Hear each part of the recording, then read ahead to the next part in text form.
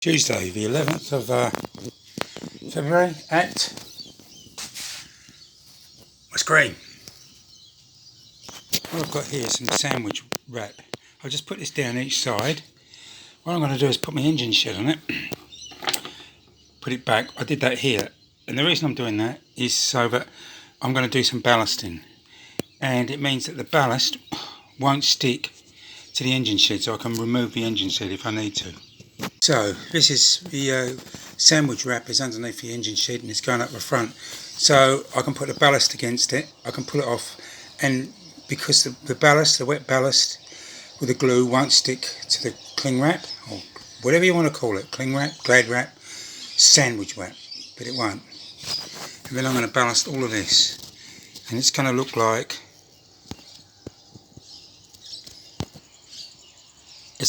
that. What I've got here is a bag of sand I bought from hardware stores. It was wet, so I put it in a baking tray and put it in the oven.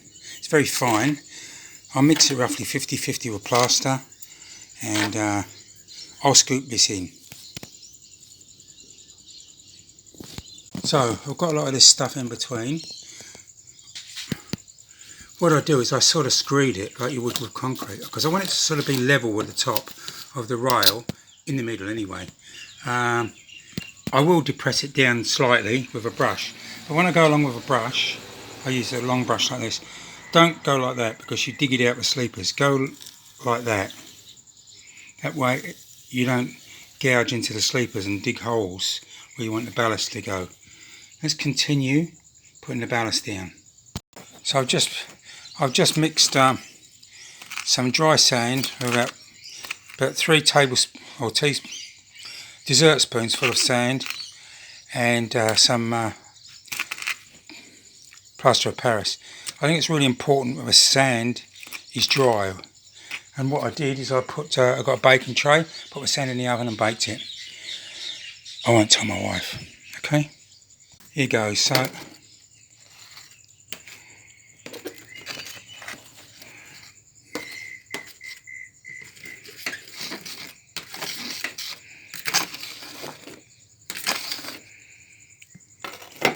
not quite enough.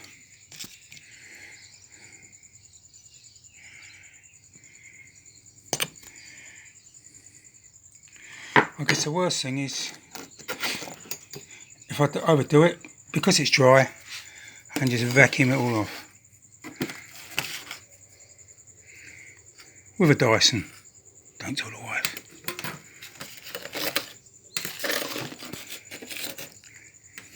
You can see what it's beginning to look like. Quite finished. Hammer.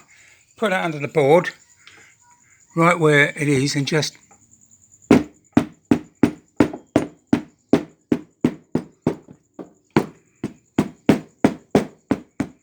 tends to make it settle a bit.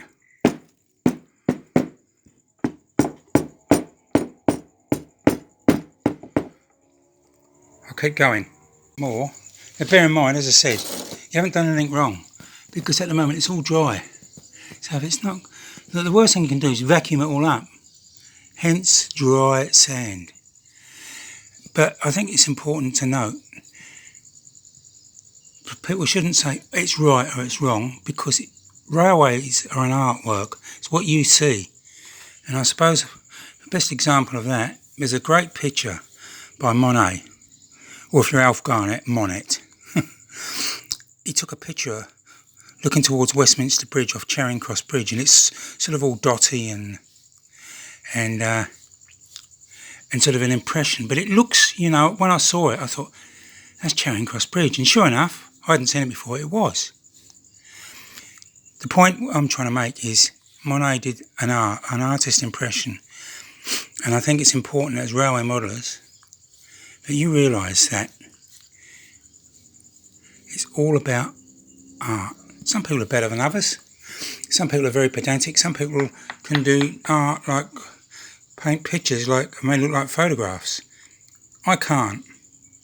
So what I do, I have to just do what I can do.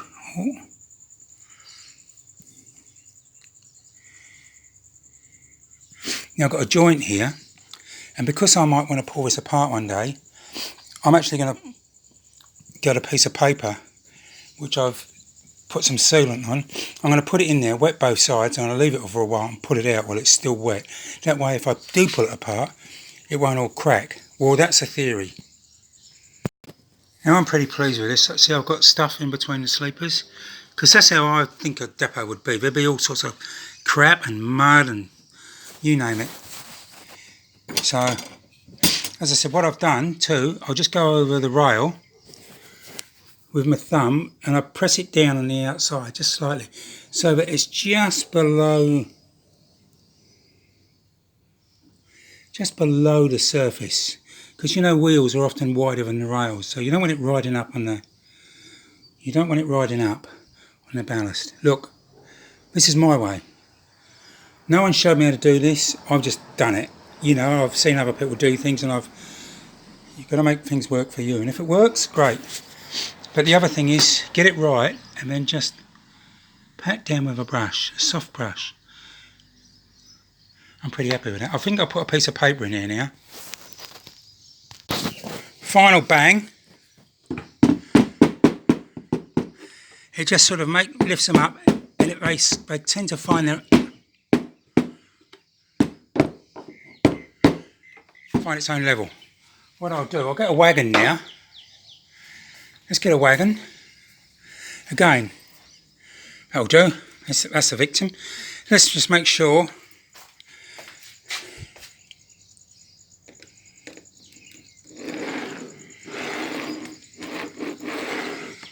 As I said, this is why you need it to be dry. When I first did this, I thought, how is that going to turn out like that?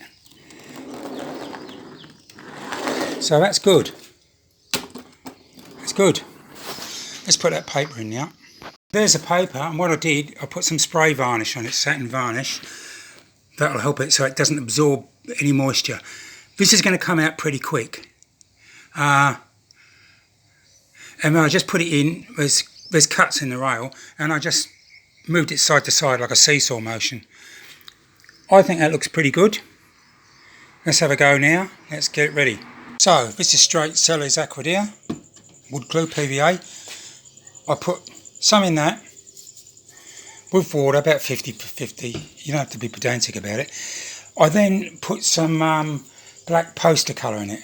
So, because it was white and there's water in it, it's gone like a grey colour. In this bottle, this is my spray bottle. This is an old Windex. That's water and a bit of just poster colour, black. So that what's going to happen, it's going to absorb, it's going to start to colour it straight away.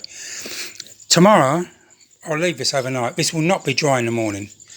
But it'll be hard. Tomorrow morning, I can come in here with a brush, that other brush I've got, get some poster colours and start painting, because it'll absorb into it. So the first thing we're going to do, I'm showing this because someone wanted to know how I did it. So, and I like to share what I do. Let's just do a test. Here we go.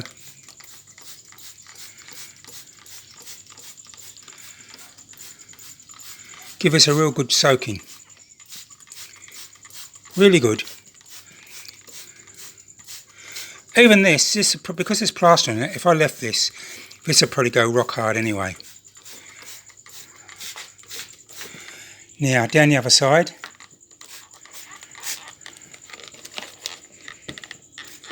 Hang on, I've got to put the camera down. What's important is you don't get too close and blow it all out of the way.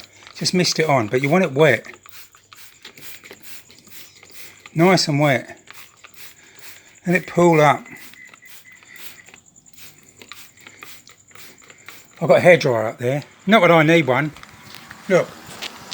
Do you reckon I need a hairdryer? No. It's an old one my wife gave me.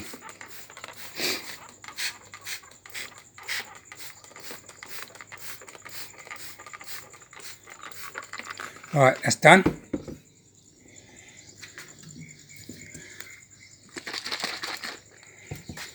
Let's go in between the sleepers first. This will just... See, that's wood glue and it's grey. Hang on, I won't bore you with all this.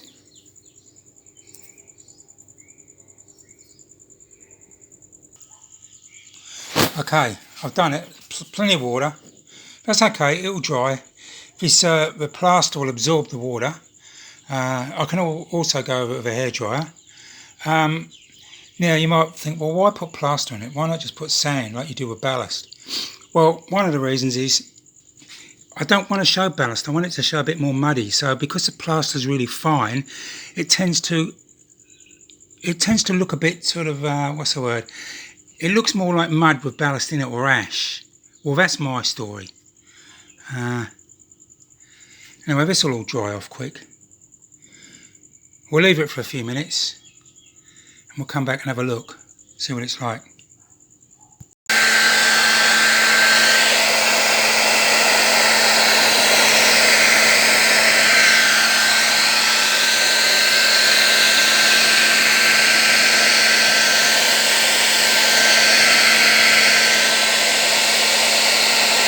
And it's getting there, it's starting to look good.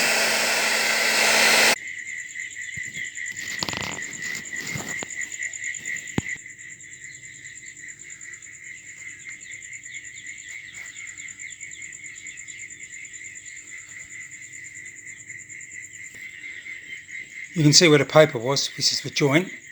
Looks like the San Andreas fault line, doesn't it? No, but that's okay. I'd rather be able to pull it apart and not break it. Because once it's dry, I can just get some ballast and lay it on top. Just put a bit of colouring on it. You won't know. But I wanted this effect. I wanted to get it high on the outside and all the muck in the middle. Because that's, when I look at pictures of yards, that's what it looks like to me. That's my view. I don't say I'm right, but that's what I see with my artistic eye. It's quite, even now, it's soft, but it's stiffened up. So I've had the hairdryer on it for a few minutes. Yeah, I may come back tonight, leave it for a few hours while it's still wet, but it's gone sort of solid. That way I can put some black paint and it'll absorb into it. And that's the trick. While it's still wet, because of capillary action, whatever you call it, the paint will soak in, and that's what I want. Because this was, remember, this was sand, and it doesn't look like sand anymore. So you want to make sure that if you do chip it, you don't see sand. That's the idea. I didn't leave it an hour. I figured it's soft. So this is a very weak mix of poster colour. You know, the type kids paint. Washable, crafty kids. I suppose it's poster. It's cheap as chips. So again, don't sort of brush it in because you don't want to disturb the ballast. But dab it on. And it sort of, and as I said, because it's wet,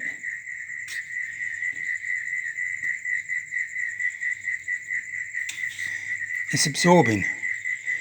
So it's working to my advantage while there's moisture in it. Tomorrow, I'll be able to pick out with other colours, put some browns in it. But the other thing I'll do, I've got some spray, where is it? Gloss varnish in a tin.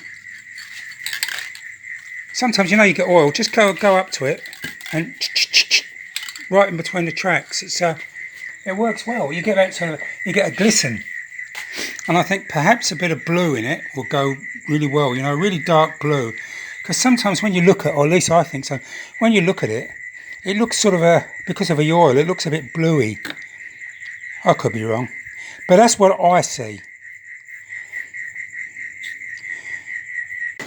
Well, it's 8:30 Tuesday night, the 11th of February.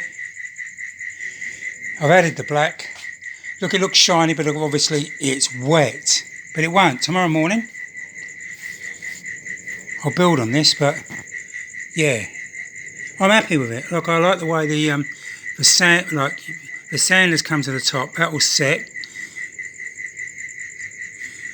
I'll put some bit of blue, maybe some brown, bit of grey on some of the sleepers. Yeah, that's it. I'm going to have a beer. And what kind of beer am I going to have? Here comes Ruby. So, I told you I was going to have a beer. Here we go. What do you reckon? Do you reckon it's Foster's? You can't even buy it here in Australia. There you go. This is for my English audience. But here, it looks like, it's all relative, isn't it? So it looks like Vic Bitter. Oh, Foster's. Makes me laugh. I remember, who remembers the goodies? Do you remember when I was a kid, growing up in London, they caught Rolf Harris. They wanted to breed him at the London Zoo. So they caught him and they had him down on the table and they all had their slouch hats on saying, "G'day, mate, you bastard, mate," and stuff like all that sort of crap. And they put a big funnel in his mouth and fed him Foster's. Anyway.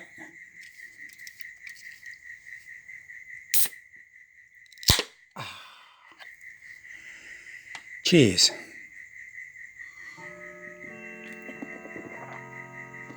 Oh, God. It's not my favourite beer. It's just a normal beer. It's not one of these craft beers. Anyway, I'm finished. Goodbye. I'll be back with more when I finish it tomorrow.